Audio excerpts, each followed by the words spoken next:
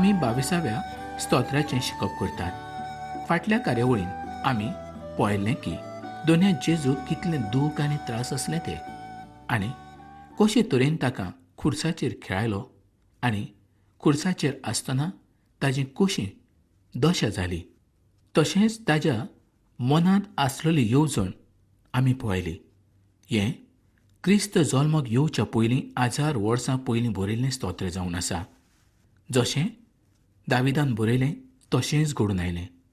तर आतां त्या स्तोत्राचे उरलेल्या वळींचें शिकप आमी करुया. जेजू क्रिस्ताचें दूख आमी पळयलें. तर आतां ह्या संवसारांत मनीस कोणूच दूख सोंसूंक तयार ना आनी कोणेनूच इतलें दूख सोंसूंक ना तितलें दोनया जेजू क्रिस्तान तुज्या पासत आनी म्हज्या पासत दूख सोंसलें. हें ताच्या दुखाचेर आमी फाटल्या आविसरांत म्हणजेच फाटल्या कार्यावळींत आमी पळयल्लें आसलें. तर 22व्या स्तोत्राच्या 22व्या वळीन आतां आमी पळोवया. म्हज्या भाव भयणां मदें तुजें नांव परगट करतलो. तांची जोमात भरता तेन्ना सोबे माजार तुका वाखाणटलो. म्हाका दिसता जेजू क्रिस्तान हें सगळें स्तोत्र खुर्सार आसतना म्हटलें, कारण ताणें ह्या खुर्साचेर म्हटलें की हांव म्हजें नांव भाव भयणां मदें परगट करतलो. आनी हेंच पेद्रूच्या वरवीं घडोवन आयलेलें आसलें. धर्मदुतांचो इतिहास 4थो आविसर आनी 12वी वळ. आनी दुसऱ्या कोणाच्याच वरवीं सोडवण मेळूंक शकना, कित्याक आमकां सोडवण दिवंक शकता तसलें आनीक दुसरें नांव मळबा खाला मनशाक दिवंक ना. जेन्ना दोनया जेजूक खुर्सार खेळायलो तेन्ना ताच्या उजव्याक आनी दाव्याक 2 चोरांक खेळायल्ले आसले. तातूंतल्या एकल्यान जेजूक म्हणलें, तूं देव जाल्यार तुजी आनी म्हजी सुटका कर. पूण दुसऱ्यान म्हटलें, आमी तर गुन्यांव केल्लो, पूण आनीक कांयच करूंक ना. आनी ह्याच मनशाक जेजून म्हटलें, तूं आयज म्हज्या सांगाता आसतलो. कितलीं सोबीत उतरां तीं पळयात. जो कोण जेजूक मानून घेता तो ताच्या सांगाता सदांकाल आसतलो. जेन्ना त्या एका चोरान म्हटलें, जेन्ना तूं मोहिमेन येतलो तेन्ना म्हजो उगडास कर. पूण त्याच दिसा तो स्वर्गार ताच्या सांगाता आसलो. मोगाळ भाव भयणो, खरेंच खुर्सार आसतना पर्यंत ताणें आपणाचें उतर परगट केलें, देवाची खुशी केली. आनी हीच आयज देवाची खुशी तुज्या आनी म्हज्या जिवितांत जावंक जाय. जांकां पातका पासून सुटका फावो जाल्ली आसा ते सगळे आनी तो चोर सुद्दां सर्गीच्या राजान आसतले. जरी तो चोर पृथ्वीचेर जिवच्याक जायते कोश्ट आनी संकट सोंसतालो, तरी ताणें आपणाचें जिवीत मानून घेतलें. आपूण एक वायट, आनी जेन्ना तो वायट म्हणून मानून घेता तेन्नाच दोनी जेजू क्रिस्त ताका बक्षिता. खरेंच हो मनीस कितलो बागी जावचो ना, कारण त्या खुर्साचेर मरता आसतना ताणें आपणाचें पातक वळखून घेतलें. आनी त्याच वेळार दोनी जेजू क्रिस्तूय आपणाचो जीव त्या खुर्साचेर सोडटालो. आनी त्या वेळार दोनया जेजू क्रिस्तान ताका बक्षिलो. जोवाचें शुभ वर्तमान 19व आविसर आनी 30वी वळ. जेजून म्हटलें, पूर्ण जालें. आनी तकली बागोवन ताणें प्राण सोडलो. 22वें स्तोत्र आनी 31वी वळ आतां आमी वाचुया. ताजें बरेपण अशें गाजयतली हें सगळें केलें सोरेस्परान. मुखावेली पिणगी जातून तूं आनी हांव आसा ती दोनया जेजूचें नितीवंतपण संवसाराक कळयतली. म्हणजे देवाचें शुभ वर्तमान आयज आमी संवसाराच्या लोकांक उक्तें करून दाखोवंक जाय. मनशाचें व्हडपण तर देवाच्या मुखार एका बाणशेरा सारकें जावन आसा. जेजून आयज आमच्या पातकां पासत आपलो जीव दिलो. तर आयज आमी हीच खबर संवसाराच्या लोकांक सांगूंक जाय. जर आयज आमी ही खबर संवसाराच्या लोकांक सांगली ना जाल्यार संवसाराच्या लोकांक सत कशें समजून येतलें. इश्टानो, आयज जण एकल्यान आपणाच्या पातकाचें बोगसणें मागूंक जाय आनी जेजू क्रिस्ताक आपणाचो सोडवणदार म्हणून मानून घेवंक जाय. तेन्नाच तांची पातकां बोगसूंक शकता. मोगा इश्टानो, देव आमकां एकूच गजाल सांगता की जेजू क्रिस्ता वरवीं तुमकां सासणाचें जिवीत आसा. जर तुमी ते मानून घेवंक तयार आसात तर देव आयजूच तुमकां तुमच्या पातका पासून बोगशिता आनी आपणाची भुरगीं करून घेता. मोगा बाबणानो, जेजू क्रिस्त खुर्साचेर आपणाच्या गुन्यांवाक लागून मरूंक ना, तर तो तुमच्या आनी म्हज्या पासत मेलो. ताच्या मरणा वरवीं ताणें मरणाचेर, सैतानाचेर आनी पातकाचेर जैत वेलें. देवान ताका सोंपोवन दिल्लें काम ताणें पूर्ण केलें. मोगा बाबणानो, म्हाका दिसता जेजून हें सगळें 22व्या स्तोत्रांत जें कितें बरयलां त्या प्रमाणेंच केलें आनी पेद्रोन तर हे मुखार परगट केल्लेंच आसा. मोगा बाबणानो, दोनूय जेजू क्रिस्तान जें दूख तुज्या पासत आनी म्हज्या पासत सोंसलें तितलें कोणेनूच केदींच सोंसूंक ना.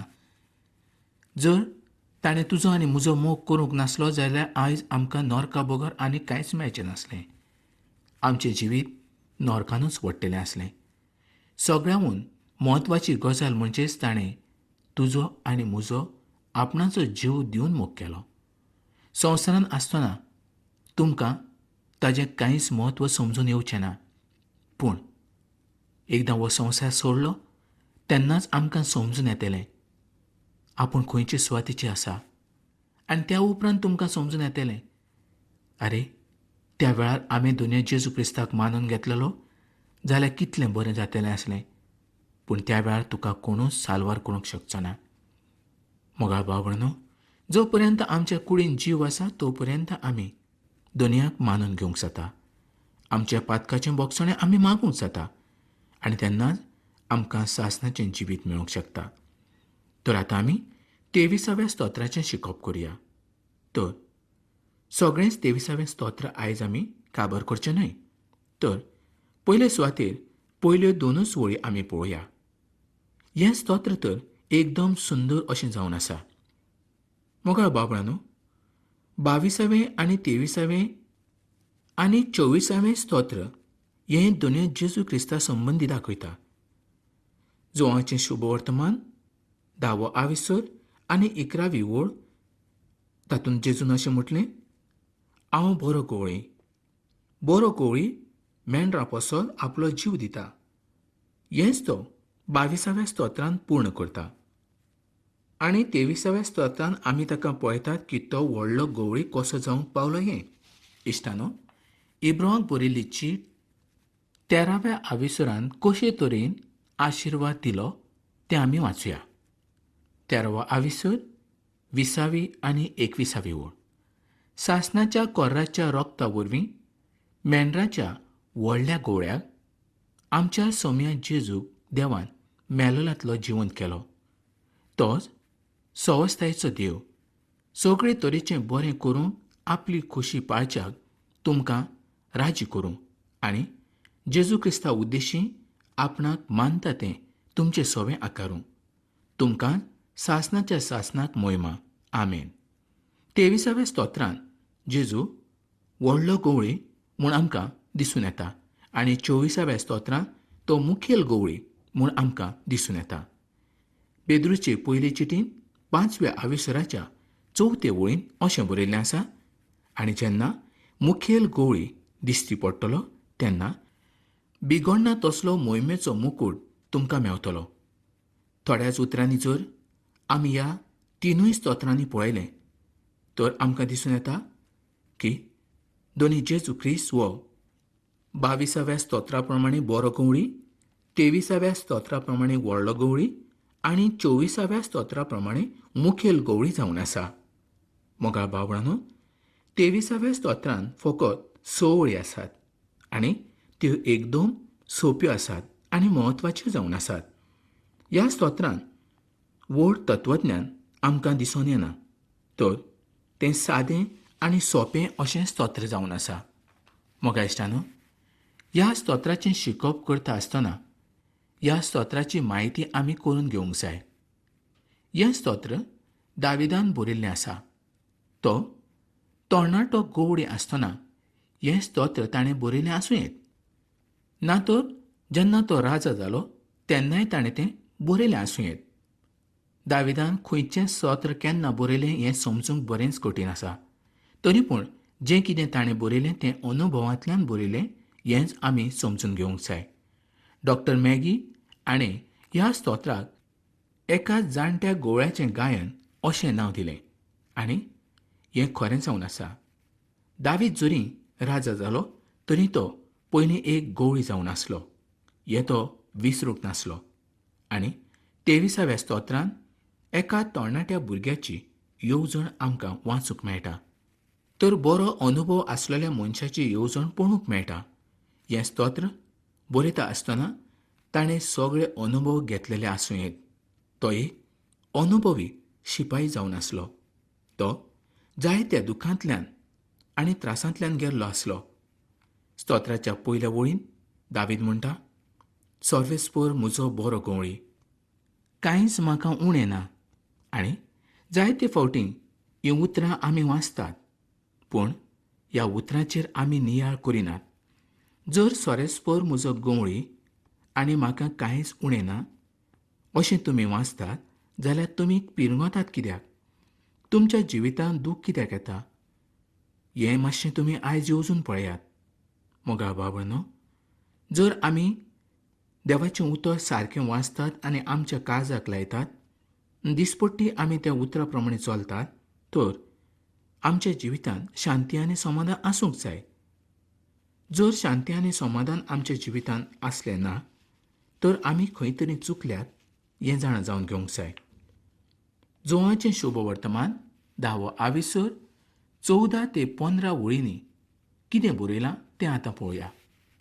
हांव बरो गोवळी, जसो बाप म्हाका वळखता आनी हांव बापाक वळखतां, तसो हांव म्हज्याक वळखतां आनी म्हजी ती म्हाका वळखतात आनी हांव म्हज्या मेंढरां पासत म्हजो जीव दितां. तशेंच जोआच्या पयल्या आविसराचे 12वे वळीन अशें म्हटलेलें आसा, पूण आपणाक मानून घेतलेल्या सोमेस्तान आपणाच्या नांवाचेर विस्वास ठेवतल्यांक देवाचीं भुरगीं जावचें ताणें देणें केलें. मोगा बाबणानो, हो अधिकार आमकां जेजूचेर दवरलेल्या भावार्था वरवींच मेळूंक शकता. तर मोगा इश्टानो, आयज ह्या वेळार 23व्या स्तोत्राच्यो पयल्यो 2 वळी आमी वाचुया. सोरेस्पर म्हजो गोवळी, म्हाका कांयच उणें ना.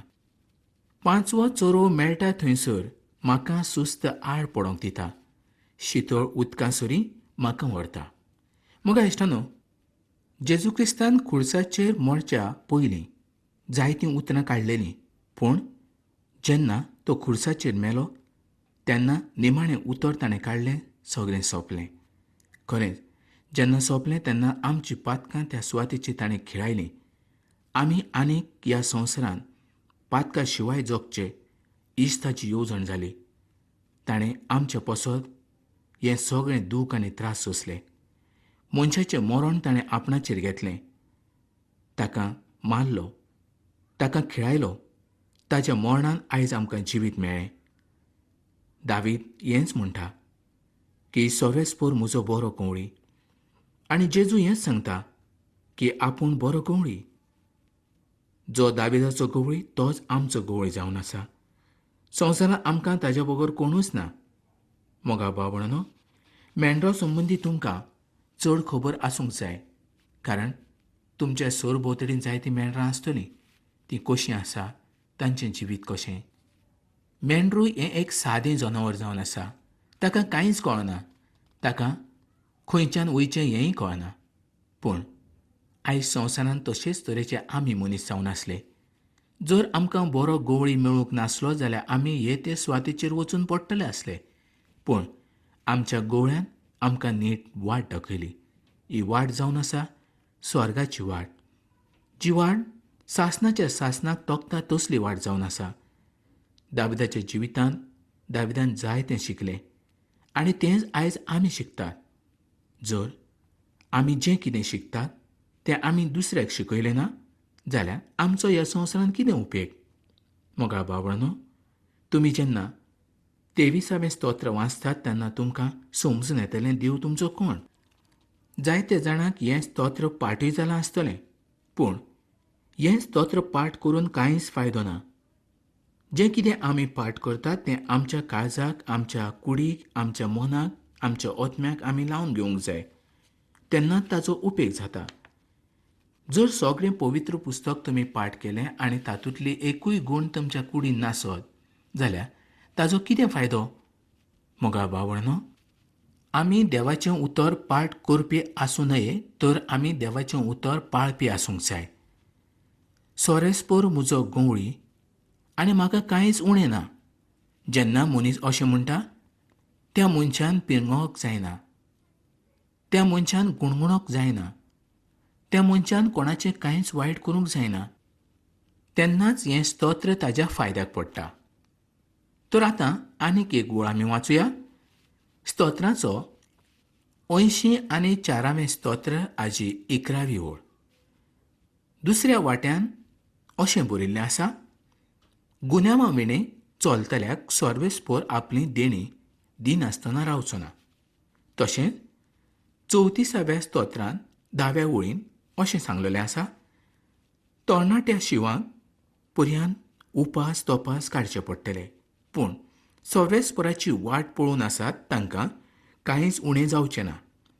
सोरेस्पोर तांच्या मेंढरांक म्हणजे आमकां कांयच उणें जावंक दिवचो ना. जोआचें शुभ वर्तमान 6वो आविसर 35वी आनी 36वी ओळ आतां आमी वाचुया आनी पळोवया दोनी जेजू आमकां कितें सांगता. जेजू तांकां म्हटलें, हांव जिविताचो उणो. म्हजेशी येतात तांकां भूक लागची ना आनी म्हजेर विस्वास दवरतात तांकां केदींच तान लागची ना. पूण हांवें तुमकां अशें सांगलां, तुमी म्हाका देखला तरी म्हजेर तुमी विस्वास दवरिना. मोगाळ भावणानो, पवित्र पुस्तक सांगता की देवाचें राज्य जर आमी पयले सुवातेचेर पळयलें म्हणजे सोदून पळयलें तर आमकां हेर सगळ्यो गजाली देव भरपूर दितलो. त्याच पासत आयज आमी पयलीं देवाचें राज सोदूंक जाय आनी ताचे उपरांत आमकां देव सगळें दिवंक शकता. पूण मनीस देवाचें राज सोदूंक पळयना. देवाचें राज कशें सोदपाचें? जर मनशाक आपणाचें पातक दिश्टी पडटा तर तें पातक आमी पयले सुवातेर दोनया जेजू मुखार कबूल करूंक जाय. आमी देवाची खुशी करूंक जाय. पवित्र पुस्तक जें कितें आमकां सांगता तें जर आमी केलें तरूच आमकां सासणाचें जिवीत आसा. जर मनशाच्या जिवितांत कांयच बरें पडना तर मनशाचें जिवीत कित्याक उपकारता? मनशाच्या जिवितांत जर सगळेच गूण वायट आसा आनी आयज तर तो मोरचो आसा जाल्यार इफेरन ताका उक्तें आसा. पूण दोनया जेजू क्रिस्ताच्या वरवीं जांचें थारण जाल्लें आसात तांकां आयज सासणाचें जिवीत आसा. मोगाळ भाव-भयणो, देवाच्या उतरा वरवीं जायत्यो गजाली देव आमकां शिकयता. देवाच्या उतरा प्रमाणे आमी चलुया. आमचें जिवीत देवाक मानता तसलें करुया. देवाची खुशी करुया. देवाक पयलो मान आनी महिमा दिवया. तेन्नाच हेर सगल्यो गजाली आमच्या जिवितांत घडून येतल्यो. आयज आमच्या जिवितांत जायतें दूख आसतलें, त्रास आसतले, व्हड भार घेवन आमी आसतले.